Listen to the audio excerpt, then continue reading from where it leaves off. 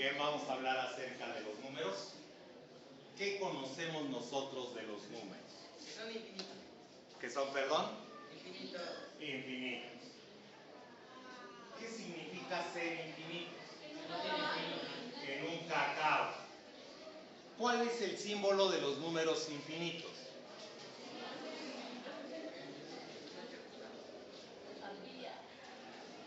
Un 8. Podríamos decir un 8 acostado. Ese es el símbolo de los números infinitos. ¿Cuál será su valor? No lo conocemos, porque es infinito.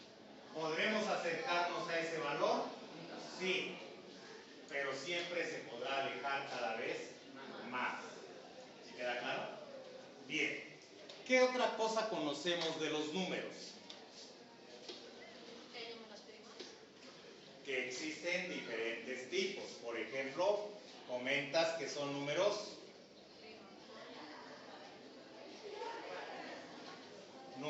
primos. Hablando de los números primos,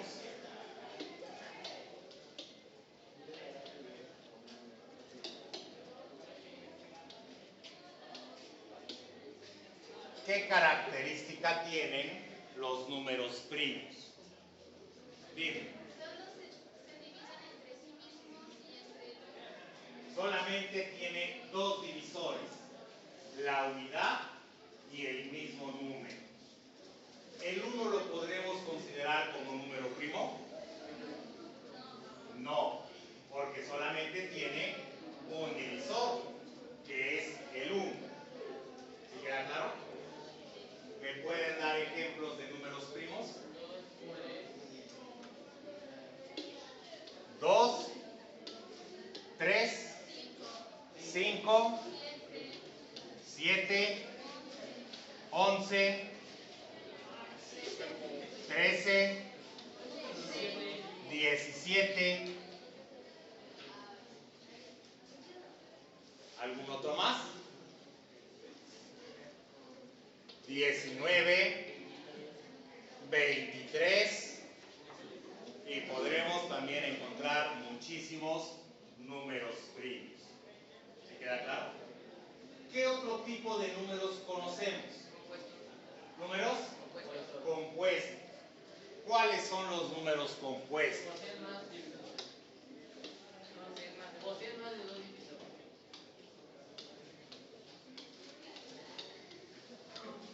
¿Me indicas que son los que Contienen más de 2 divisores. contienen o poseen más de 2 divisores? ¿Sí? Como por ejemplo el 8, porque tiene como divisores al 2, al 4, al 8 y al 1, ¿verdad? Tiene más de 2 divisores, entonces es un número compuesto. ¿Cuál es el número compuesto más pequeño que conocen? El 4. ¿Cuántos divisores tiene el 4? 3. ¿Cuáles son? 4, 2 y 1. ¿Se queda claro? ¿El 9 será un número compuesto? Sí. ¿Cuántos divisores tiene? 3. ¿Cuáles son? 9, el 3 y el 1. ¿Se queda claro? También podríamos decir que un número compuesto es el que está formado por más de 2 factores. ¿Qué significa factores? Productos, números que se encuentran multiplicando. ¿Se queda claro? Bien. ¿Qué otro tipo de número conocemos? Números romanos. Pero aquí ya estamos cambiando del tipo de números a sistemas de numeración. ¿Se queda comprendida la diferencia entre tipos de números y sistemas de numeración? Entonces, ahorita estamos hablando de tipos de números. Después hablaremos tal vez de sistemas de numeración. Dejamos a un lado por el momento los números romanos. ¿Sí? ¿Qué otro tipo de números conocen? Los números naturales.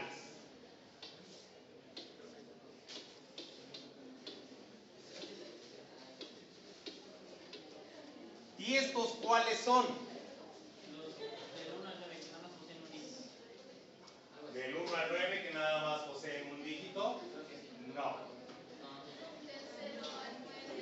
Del 0 al 9 tampoco. A este tipo de números, del 0 al 9 se les llama números dígitos. ¿Sí? Y estamos hablando en este momento de números naturales. Normalmente podríamos decir que un número natural es aquel que me sirve para contar. ¿Y cuáles son los números que me sirven para contar? ¿El 0 cuenta? No, ¿verdad? ¿El 1 cuenta? Sí, porque si tengo un 1 y otro 1, ya tendré 2. ¿Cierto? Y entonces el 1 es un número natural. El 2 es un número natural. El 3, el 4, el 5, el 6, el 7, el 8, 9, 10, 11, 12, hasta el número más grande que podamos nosotros escribir o interpretar o ver. Podríamos decir que los números naturales van desde el 1, pasando por el 2, el 3, etcétera, hasta el infinito. El infinito también podríamos decir nos sirve para contar. Un infinito más otro infinito, no sabemos cuánto es, pero sabemos que se tratan de dos infinitos. Los estamos contando. ¿Sí queda claro? ¿Qué otro tipo de números? Me habían dicho los dígitos. Y los dígitos 0, 1, 2, 3, hasta el 9. Todavía no estamos clasificando a los números, simplemente estamos conociendo o recordando los tipos de números que hay. Ya me hablaron de los números primos, del número infinito, de los números compuestos, de los números naturales, de los dígitos. ¿Cuáles otros? ¿Cuáles otros tipos de números recordamos? Números decimales.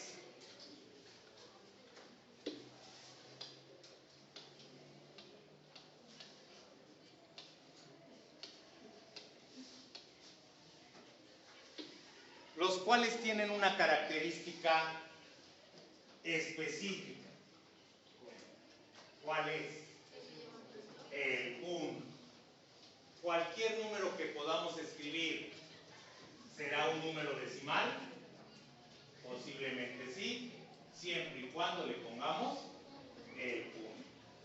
Y entonces, siempre empezaremos colocando el punto decimal. Podemos empezar con un 0 y ahí tendremos, por ejemplo, una décima. Así lo leeríamos. 0.1 significa una décima. O tal vez podríamos escribir el número 2.3. 2 enteros, 3 décimas. ¿Sí queda claro? Y si escribo 3.0,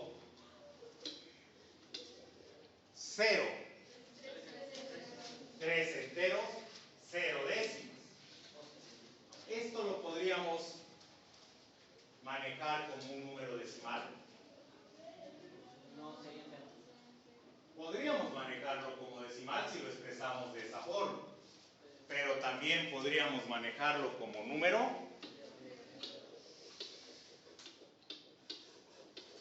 entero. ¿Por qué? Porque este 0 que está apareciendo acá es el último dígito significativo después del punto. y cualquier cero después del último dígito significativo no tendrá valor. Podemos ponerlo o podemos quitarlo. Y entonces este número se convertiría en un número entero, simplemente escribiendo el número 3. ¿Se queda claro? ¿Queda comprendido?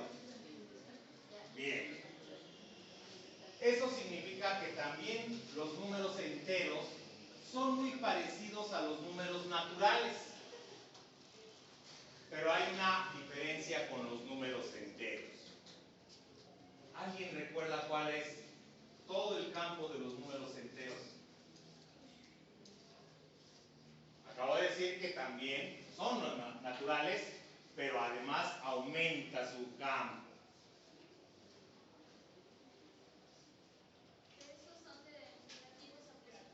Que existen enteros positivos, que son los naturales, existen los enteros negativos, que son los que nos sirven para descontar.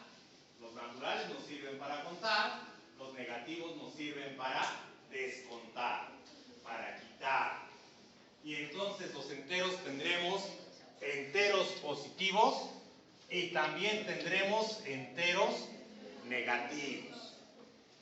Y el que no es positivo y no es negativo, ¿será un entero? Es un neutro. Y el número neutro que nosotros conocemos es el 0. ¿Y el 0 es un número entero? Para que sea entero no puede estar dividido en partes. ¿El 0 está dividido en partes? Entonces el 0, como no tiene una división, no está dividido en partes, es un entero. Si tenemos una pizza completa, es un entero, ¿cierto? Si lo divido en partes, si la divido en 8 partes, ese entero lo puedo decir que son 8 octavos.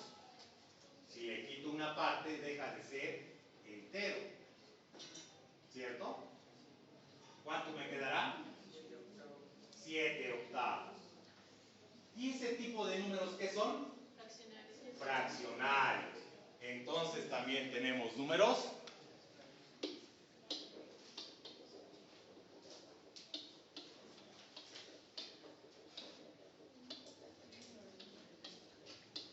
fraccionarios, que los podemos escribir en forma decimal. Pero un número fraccionario también se puede escribir de la forma de un cociente de dos números enteros. Y vuelvo al ejemplo de la pizza. La pizza completa es un entero. Si lo divido en 8 partes son 8 octavos. Y 8 octavos, a pesar de ser un entero, lo puedo escribir también como 8 entre 8. Lo puedo escribir como una fracción, como un número fraccionario. Y lo puedo escribir como un número entero. Equivalen a lo mismo. ¿Sí? ¿Significa que cualquier número entero lo puedo escribir como fracción? ¿Cualquier número entero lo puedo escribir como fracción? Sí, ¿verdad? ¿Qué es lo único que tengo que hacer al entero para escribirlo como fracción? Ponerle un denominador. Si tengo 4 enteros, ¿cómo lo convierto en fracción? 4 enteros, ¿cómo lo convierto a fracción? 16 cuartos. Como 16 cuartos. Eso es una representación de 4 enteros en su forma de fracción. Pero no es la única. Tal vez pude haber puesto 8 mitades. Tal vez pude haber puesto 32 octavos. O tal vez simplemente pude haber puesto 4 unidades. 4 unidades.